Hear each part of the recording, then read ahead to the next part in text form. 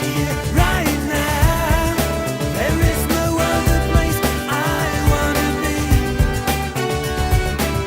Right here, right now. Watching the world wake up. Hey everyone, this is Dr. Drizzle, and welcome to another episode of When the Real World Meets the Right Now. We are excited to have a wonderful guest with us, all the way from North Carolina, Mr. Brad Fountain. Brad, thank you so much for being here tonight. Well, thank you, Dr. Drizzle. I appreciate the time to spend with you this evening. Well, I would love for our audience to get to know you just a little bit. So we already know who you are, and I already hinted that you're in North Carolina. But what do you do, and what's some of your favorite things to do with your time? Sure. So I actually live in a little town called Waxhaw, North Carolina, which is just outside of Charlotte, North Carolina. With my time is spent primarily, to be very honest with you, outside of work. And I'll tell a little bit about my work, but it's with my kids. I have two kids. I have a 13-year-old daughter and I have a 10-year-old son, and who are both very active in sports and other extracurricular activities. So that keeps us pretty busy between myself and my wife. For work, I actually work for Discovery Education. I am the director of the Discovery Education textbook team for the educational consultants. So we spend our time out there talking to teachers and district leaders about how to use content like Discovery Education Science and Social Studies textbook and our newest service, the Discovery Education STEM Connect service, in schools to be successful. I also know that you, in your free time, you like to run. I've seen you in quite a few half marathons and marathons. Is that something you've always loved to do? Yeah, I've enjoyed running since I was a kid. I think I got it from my dad, so I blame him for that little situation there. But yes, I've done a number of running events, triathlons. I've done 2 full Ironmans, 2 half Ironmans. So yeah, I keep myself pretty busy on the physical fitness side as well. And so my kids and I do that together as well. So for 5Ks and 10Ks, both my kids will join me for those kind of events. That's a lot of fun, and a lot of fun to follow you on social media. Well, one of the reasons I wanted you to appear on the show is that I know you have a deep love for all things education and pedagogy, and you also have an understanding of what STEM is and what it means to you, and even related to your job, but then also with your kids, because I saw that Alex just won this great award. So tell me a little bit about your STEM story and where you think it fits in with our schools. So yeah, I think for me, my STEM story is, as you mentioned, 2 real parts. There's the professional side of me that's got a STEM story, and then I also have my family side of a STEM story. So I'm going to give you a little bit of information about my professional side first. My professional side, I think it really started back when I was a teacher here in North Carolina, and I taught upper elementary, primarily 3rd, 4th, and 5th grade as a teacher, and I really saw this really great value in having these project-based learning opportunities for students. Now, I'll be honest with you, Dr. Drizzle, when I taught, STEM wasn't a kind of an acronym that being used quite a bit, but there were other opportunities that were available for us to kind of showcase ways to do this kind of blended learning approach. And, I am a little more experienced. I don't like to say old, but I'm a little more experienced. So, we didn't have the term STEM, but we did a lot of things where we provided students the opportunities to take the skills they were using and apply them in those real world situations. That's really what STEM is about to me, is really getting kids to see how the things they're using in their math, science, and social studies classes get applied in the real world. Because that relevancy is critical for them to see how it's meaningful and how they're going to utilize it, not just for the test at the end of the week or the end of the unit, but how they're going to use it in their daily lives outside of education, outside of the classroom. As I mentioned on my personal side, it's my kids. It's a little scary, to be honest with you, though, with my kids, because they're ahead of me. And I felt like, as a person, I'm a geek. I own it. I admit it. I like geeky stuff. I'm a Star Wars geek. I'm a computer geek. That's who I am. And I felt like, as someone who learned to program a computer when he was about 10 years old, and have been programming ever since, that I'd be well ahead of my kids. And I realized very early on, my daughter, I think, was 5 years old when I realized I am no longer going to be the leader of this field in my family. It's going to be my kids. And I saw it early on. I remember very distinctly one day, as my daughter was 5, She's a good kid. My son was, one of those situations where she would sleep later than my daughter would. My daughter would get up, and we told my daughter, just find a way to entertain yourself before your brother gets up, instead of waking us up at 6:30 in the morning. So we came out one morning, and she's on my wife's computer, and I see that she's on the internet, and my natural reaction being a parent is, oh my God, what has she gotten into?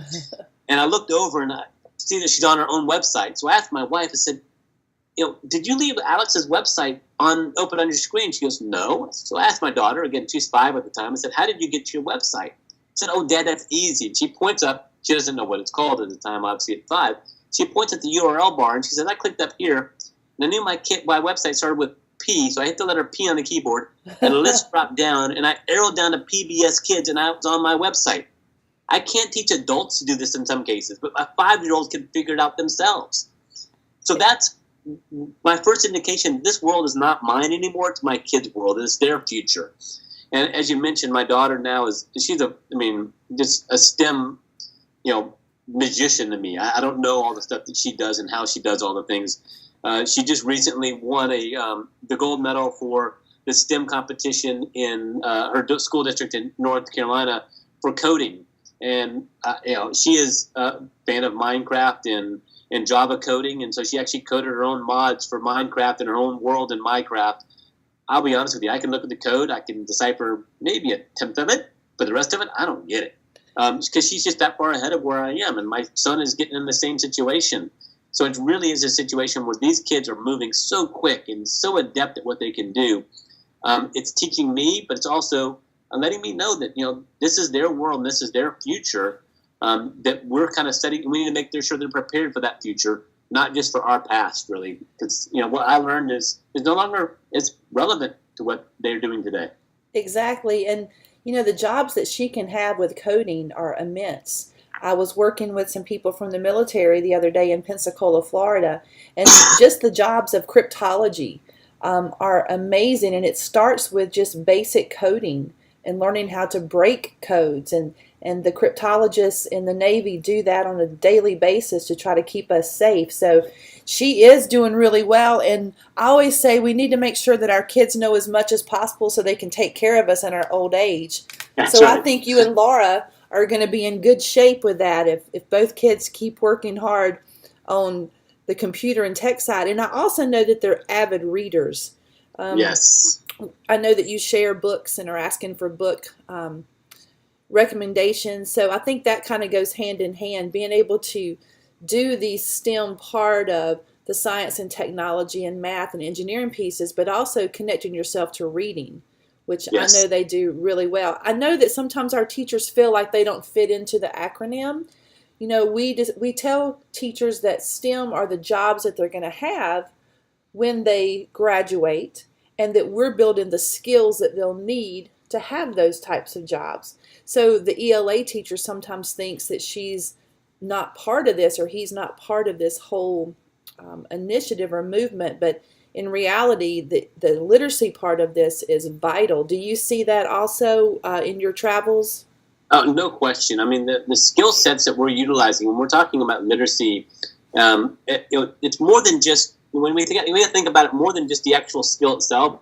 Whether you're talking about the stems of words, or whether you're talking about the breaking down and looking at the structure of the sentence and and the story and the depth of the story, those skill sets that are required to do those kind of activities. I mean, first off, it takes looking at it from a perspective and analyzing it, breaking it down, and deconstructing what's there.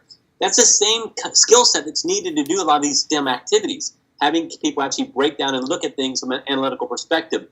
But also, those things require a lot of perseverance, an ability to have an opportunity to try an idea out and not be right, which is the same thing you have to have when you're getting into a STEM field, is the ability and willingness to try a new idea out and realize it may not work, but it's okay.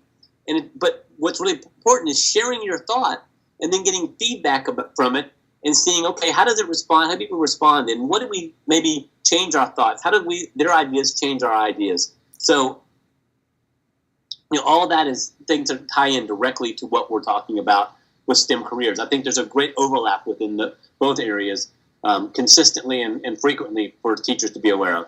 Absolutely. And we want to make sure that our kids have those experiences in the classroom, because in a traditional classroom, getting the answer wrong is not what you want. And that's not how our assessments are tied. But in this STEM mindset, we want them to get things wrong. I know within Discovery we have several opportunities for kids to get things wrong and then to find mentors. So, Brad, do you work with the Young Scientist Challenge at all? I have in the past. I haven't in the past year and a half, but I have in the past. Right. So we know that that is a great partnership with Discovery and 3M to get kids to come up with some ideas to solve problems and then get it wrong and figure out a way to get it right, and possibly with a mentor, because we all know we need someone to sort of guide us along the way. The other connections that we have with Discovery are things like Lockheed Martin, Ignite My Future, Manufacture Your Future. Do you have any other ideas of connections that would be great for educators to maybe dig into and learn more about? You mean within Discovery Education or just outside of Discovery Education in general? How about just in general? Sure. So, I think there's a lot of opportunities out there. First thing I would tell teachers is to take local issues. Take a look at your local newspaper. Take a look at your local news broadcast and look at the challenges that maybe are being pushed out or being addressed, wanting to be addressed at the local area or even the state area. I know recently I was up in New York, and the governor of New York is putting forward a potential proposal to ban plastic bags because of the environmental hazard they create across the state. So what is it that can be done to potentially solve that problem? And how could students maybe have an impact on that? And having students actually go and see what's actually being accomplished by that. And when soon after that post was put out, a couple of us started looking around and saying, okay, what other ways people could have a positive impact? Still utilizing the plastic bag. We know why they're so valuable. People like using them. And there's actually fascinating research being done around biodegradable plastic bags and finding out about what opportunities might, open doors to new ways of using plastic. Maybe there's ways to use plastic developed to actually build in road materials or other things that relate to areas that you're focusing on within your region of the world or region of the country. So looking for those kind of things within your region. So again, tying in that relevancy, things that they hear about in the news that you can bring into your classroom and having students actually discuss and think through ideas that may work through that. Other things I would tell people is, look into your community and find individuals who have these phenomenal STEM careers. And, they can be anything. It's amazing what people sometimes bring into a classroom. They come from the automobile industry or auto mechanic industry, and they have these great STEM skills that people don't look at them the same way as a STEM career, maybe the same way they would look at as, a pharmaceutical career or something along those lines. But there are amazing opportunities to use these same STEM skills that we want students to have, that they have to have when they, to be successful in school, outside of school. Having people come in and share some of those stories with your classes of how they use some of these skill sets day in and day out, just to give students opportunities of ways of thinking about how they can take the information they're learning in school now and apply it into their life outside of school later on.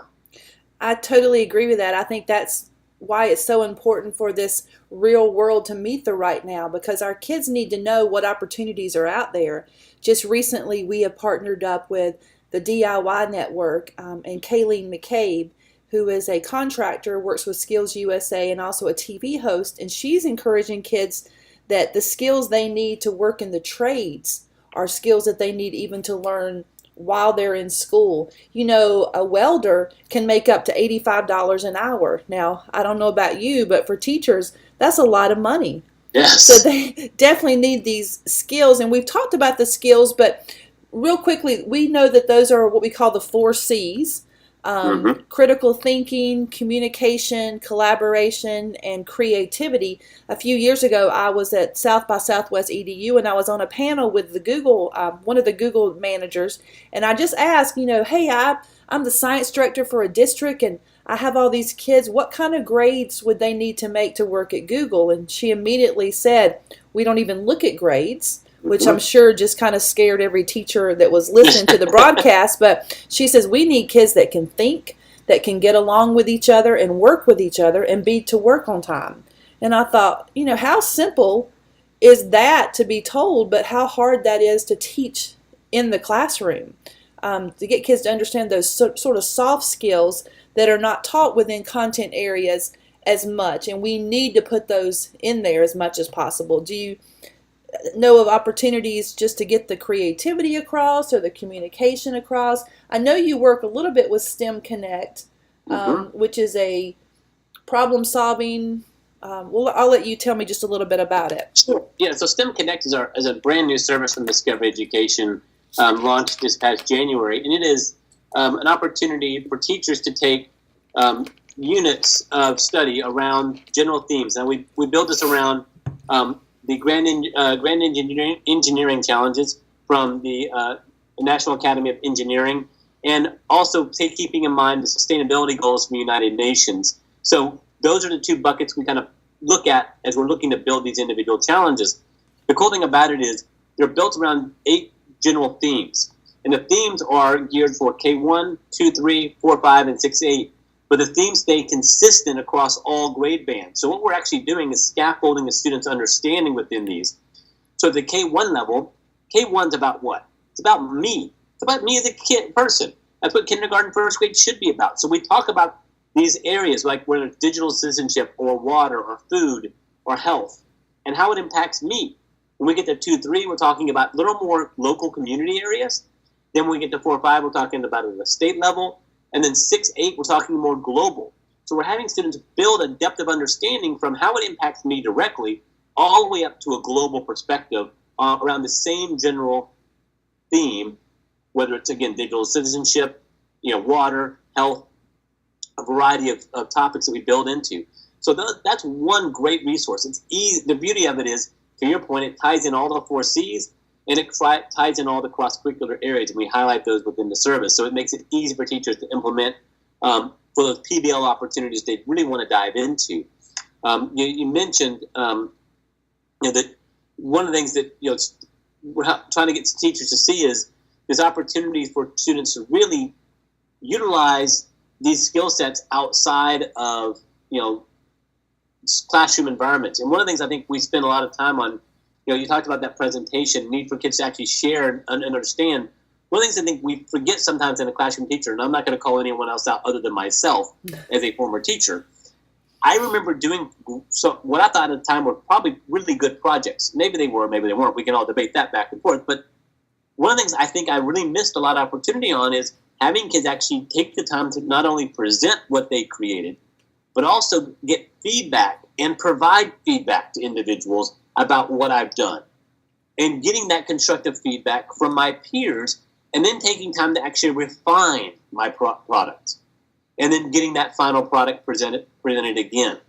That's a step I think oftentimes we forget. And that's one of the things that's big in the STEM is not just going through actually completing a project, but actually going through these stages of going beyond just completing the project, but getting feedback, refining it, and then presenting the end product again. That's a step I think a lot of times we miss, that I think teachers need to be mindful of when they're looking at any kind of project within their classroom. Do you provide an opportunity for kids to get feedback, not just from you as a teacher, but from their peers, and then refine it? Again, to your point earlier, you mentioned about giving kids a chance to make a mistake, not do it right, but improve upon it when they get that feedback. Because that's what life is about. The job that you and I do day in and day out now, it's not about do we do the multiplication factor, do we do the geometry, do we do these things day in and day out. We use those skills integrated in a variety of ways day in and day out. But to Google's point, to the example you made earlier, more of our time is spent communicating, collaborating, sharing information, working with others, getting that constructive feedback, improving what we've done. Those are the skill sets that really take us the further road down the trip than the actual skills that maybe we spend a lot of time testing in schools. Absolutely. And the last about 4 minutes of your speaking has been really about the engineering design process and having those opportunities to refine and redo it. and find the mistakes and make things better. We're going to take a quick break and we'll come right back with Brad Fountain. So welcome back. This has been a great talk with Mr. Brad Fountain from Waxhaw. I think I said that right, North Carolina. Yeah. Just talking about what we need to do for and with our students to help prepare them for the future.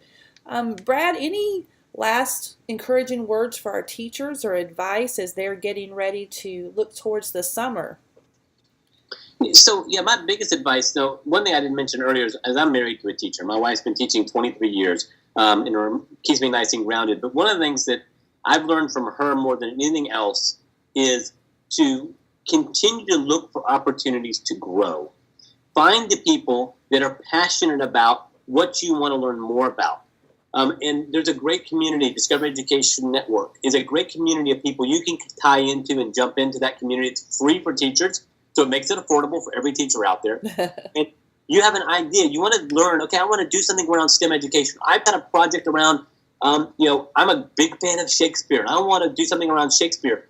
Post it in the community what your basic idea is and get feedback from everybody and see what happens and see how this whole project evolves. To give an example of that, my wife, a number of years ago, she wanted to start doing breakout EDU in her classroom. A real easy, simple win that she could take and run with in her classroom. But she had no idea where to start. So she went on to the DIN community. She talked to a couple of people who were done a few of them. She's hopped on the phone with a couple of them and said, hey, how did you build this? And what do you do with this? And how do you make this connection? And once she started seeing these ideas and how they started to build their initial breakouts, then she could take it and take it to a whole new level for her classroom. So find what you're passionate about that you want to try next year with your students, and take time this summer to connect with people, whether it's the DIN community or maybe it's at a conference you go to, but find someone who's just as passionate as you are with that same idea or that same general topic, and get with them and share the idea and get their feedback and talk to them about it, and use this group of people that can really build your idea to the full depth and the greatest potential that it has. Too often, I think we fall in the habit, I know myself as a teacher did this, of working in my four walls and not stepping outside to get these wealth of resources that is out there. There's so many people out there doing great things. Don't feel like you have to start from scratch with everything. Take an idea that's maybe the one like Dr. Drizzle has built, or maybe it's something that someone else has built, and how can you expand it, make it bigger and even better?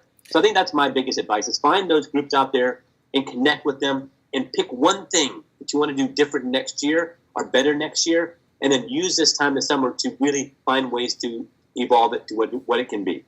Absolutely. As educators, I think we're one of the most giving group of people around. We have trade secrets, but in businesses, they don't share their trade secrets because it'd be hurtful to the company. With its schools and education, we share our trade secrets. So you're exactly right. Find your tribe. Find those few people that think like you, and reach out and ask for some help. I know in about 3 weeks we're actually going to be talking to Adam Bello from Breakout EDU, so we'll get his advice also. Brad, it's been a pleasure. Thank you so much for taking your family time to talk with us tonight.